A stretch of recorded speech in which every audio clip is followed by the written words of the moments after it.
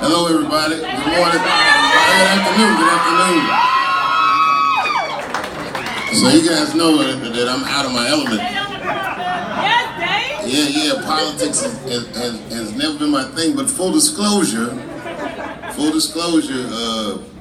to me, Ben is like family. Our fathers were best friends, and I've known of Ben all my life. When we were young, he was just a picture in the house that I used to see him, young Ben Jealous. And then when I was 17, and I moved to New York to do stand-up from Washington, he was in college, and we became very, very fast and very close friends. I gotta tell you, personally, as a guy, I've never had a lot of trust in government, really until I realized that my godbrother might get a powerful seat. It makes me trust the seat more. I couldn't tell you, having a career like the kind of career I've had, if you followed it, like when I left my show, for instance, and I went to South Africa, Ben was the first person to call me when I was in South Africa, and he put me in touch with Dick Gregory. And I got the best pep talk from the two of them that I have ever gotten in my life. I really attribute it to being here now. And I think that as a leader, as an organizer, I've watched him for so many years. This man is excellent. And I wouldn't lie to you. I would stake my reputation on it. I'm sure he cares. I'm sure he has everybody's best interest at heart. And he's my brother. I love him to death. Please welcome, God willing, the next governor of Maryland, Mr. Ben Jealous.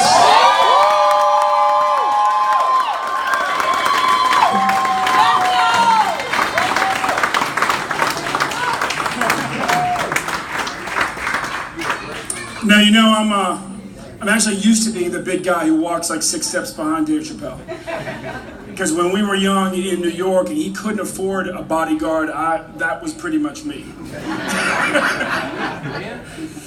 And Dave, this is home. I think you saw his most recent special. He said, folks thought Dave was from the mean streets of DC, but really he was just from Silver Spring.